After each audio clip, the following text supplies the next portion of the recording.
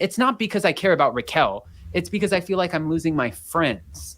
Are you buying that for a second? Well, I think he's looking at it. I got Raquel on this show. And so now he's feeling like Raquel used me and I'm the star of this show. And now Raquel, they're building this show around Raquel. Raquel doesn't even have a personality. She can't even string a sentence together. Why is Raquel at every party? Why is she doing every little thing? I don't get this. Like, why are my friends suddenly shooting with Raquel? Like, if you're my friend, you shouldn't be getting her a job on this show. But listen, you got your job on the show the same way, so you're not really in a position to complain. And I think that that's probably the biggest thing that's bugging him right now, because I can't see that.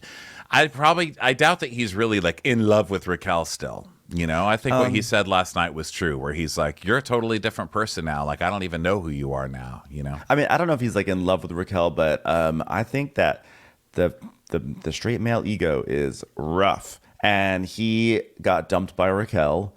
And I think that was a big blow to his ego. I think that James struggles with masculinity, and how he's supposed to be masculine and how he's supposed to act, and like being strong and being a man, baby. And so then he gets dumped by Raquel, this like wisp of a girl, basically says, no, I don't want to be with you, and it's on TV.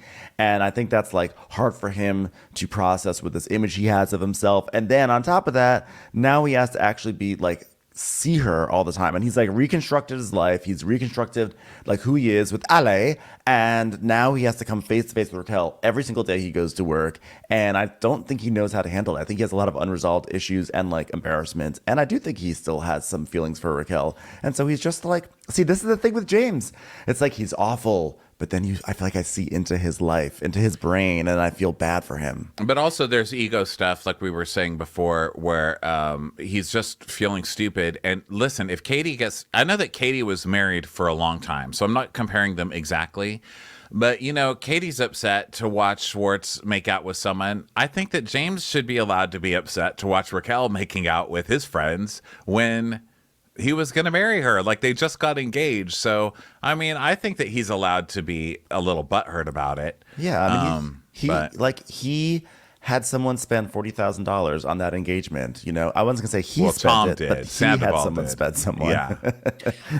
I feel like too, though, actually, it's kind of interesting watching last night's episode and Raquel being like, for the longest time, I had to be very mindful about how I was maneuvering and operating. And I had to just kind of be on point because I really wanted to be Miss California. And now that I don't have to worry about that, I was like, Jesus Christ, that doesn't mean like go sleep with the entire cast. Like, I mean, to each their own, you could do whatever you want to do. But holy shit, you really just took that whole like, I have to be on a pedestal for Miss California, and you threw that shit out the window, and you're like, I'm going to be the biggest immediately. scandal. It's like when people it's like sometimes it's like freshman year of college. When kids get to college freshman year, they go hard after everything. And it's almost like Raquel is having her freshman year of life at the moment because she's really tearing through this cast. Well, what a ding dong, first of all, to be like, that was my goal, and without that goal, I have nothing.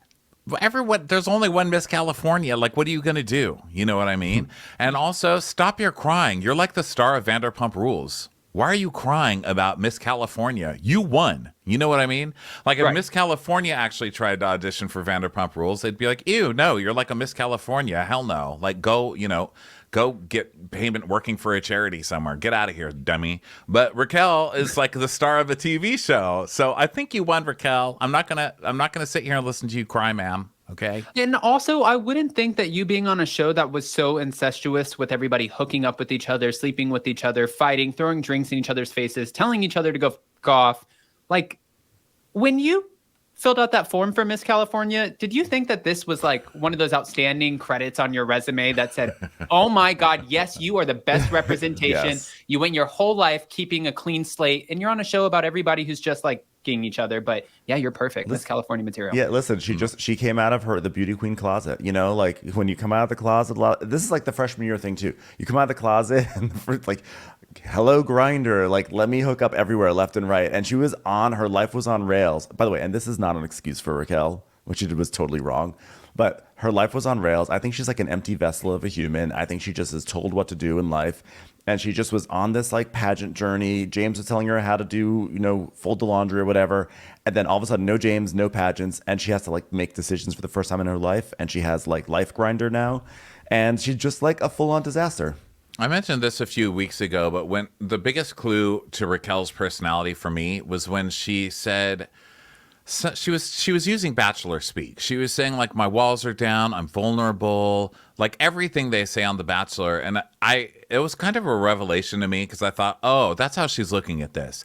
You walk into it and you have to date somebody and you have to be picked, and that's how you win this show, you know? And also she's been kind of raised by the cast. You know, she came on the show when she was very young, and to see all the crap that was going down on that show, that's what she's learned that these people do. They cheat on each other, they betray each other, they have no respect for each other's relationships or each other or themselves.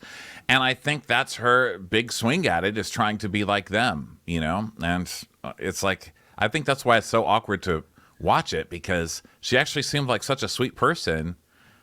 And I don't know what she's doing. It's like she's trying to be one of them, and it's just not, I don't know. I actually think she's more, and I don't mean this as like guys in the live chat, I don't want you to like rip me a new ass over this, but I feel like I kind of look at her as more of a threat than any of the other cast members, because I feel like they put on a show and they're like, oh my God, I'll pop off. You don't want me to give you Lala because I'll pop off because I'm from Utah. And you know, it's like this whole... Because I'm from Utah. It's the like scariest state in the country. I'm from Salt Lake City, motherfucker. Like, it's like you get like these big characters, and then all of a sudden, you know, they're all putting on for the show. But then you have this girl who, this whole time there was this facade where they kind of giggle at her and she's like, do you want to come to my puppy party? Mm-hmm. And really on the inside the whole time she was just waiting to, she will smile in your face and be like, I don't really give a shit if you're mad that I made out with your husband. Yeah. It's really none of your business. And she just smiles with like this shit-eating grin. And it's like, they cannot believe this is the same girl who was throwing the puppy party. They're And like, I think you're bringing up like a really good point, which is that like Raquel is a threat to them because she doesn't have a carefully cultivated image. Yes, she is trying to create an image that she's not cheating on Sandoval. Like she might be lying, but like I think Raquel is just, I don't think Raquel is sort of at that point in her life, or may not even be smart enough to be like, hey, I'm going to have this Lala persona. Raquel is just sort of being Raquel and kind of like klutzing her way through this scenario terribly, but she is just being herself. And that's I think scary for people who spend a lot of time manufacturing an identity for TV. I mean, listen, I agree with you, Ben. I agree. Okay. Well, Ben and Ronnie, I know that you guys have very busy schedules. Before we end up signing out of this, I know that we have a few episodes left before the reunion. Is there anything that you're looking forward to at this point that maybe you want more clarity on, or that we might not know, or you just depressed as hell with this whole Sandoval? Like, where are we at?